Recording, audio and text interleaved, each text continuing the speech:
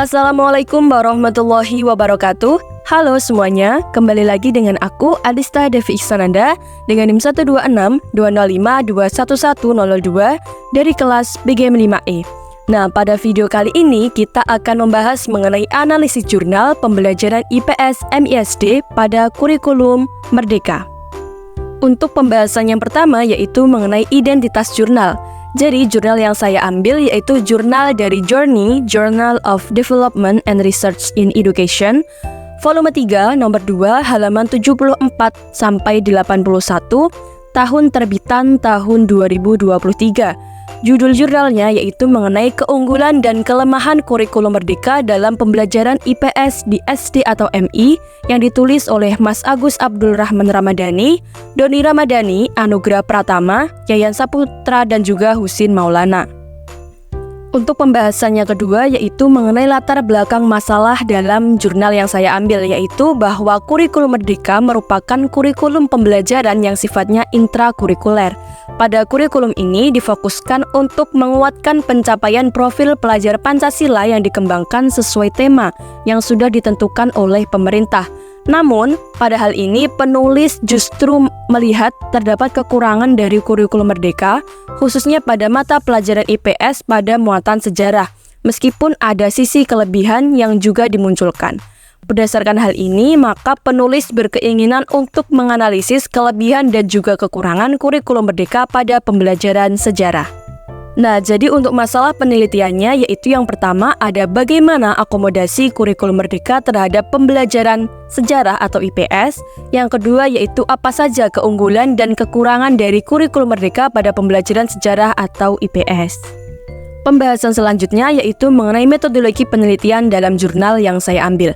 Yaitu untuk metode penelitian yang digunakan yaitu menggunakan metode kualitatif yang berguna untuk memperoleh data deskriptif. Untuk jenis desain penelitiannya yaitu menggunakan desain penelitian studi pustaka atau literatur review dengan mengumpulkan data dari berbagai literatur baik itu buku, artikel, atau hasil riset yang berkaitan. Untuk teknik pengumpulan data yang digunakan dengan cara menghimpun, mengelompokkan, dan menganalisis data untuk menarik kesimpulan. Pembahasan selanjutnya yaitu mengenai hasil penelitian. Jadi, penerapan pembelajaran diferensiasi pada mata pelajaran IPS dan relevansi pembelajaran berdiferensiasi terhadap kurikulum Merdeka Belajar, pada akhirnya kepuasan yang diterima oleh peserta didik itu atas pelayanan yang diberikan oleh sekolah atau madrasah masih jauh dari kata puas. Padahal kepuasan pengguna jasa pendidikan menjadi sangat penting bagi kemajuan sebuah institusi pendidikan.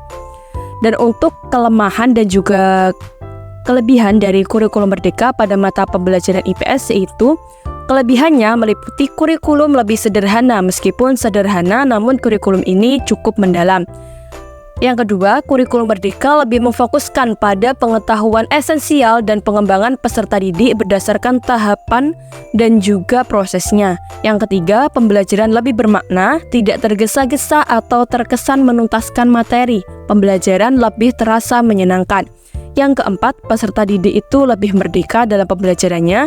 Dan juga yang kelima, guru dapat melaksanakan pengajaran sesuai penilaian terhadap jenjang capaian dan perkembangan peserta didik.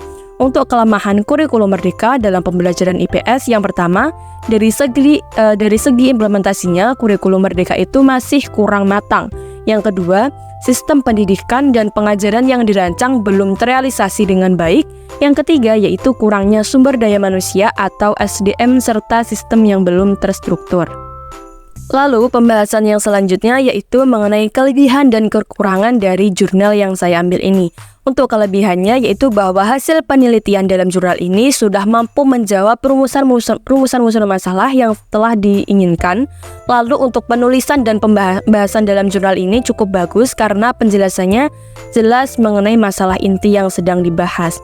Untuk kekurangannya yaitu dari segi penggunaan sumber penelitian yang masih menggunakan studi pustaka atau literatur review.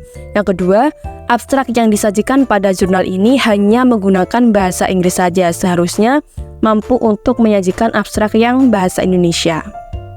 Nah, jadi itu tadi pembahasan mengenai analisis jurnal dalam pembelajaran IPS MISD Kurikulum Merdeka. Semoga materi kali ini bisa bermanfaat buat kita semua. Terima kasih. Wassalamualaikum warahmatullahi wabarakatuh.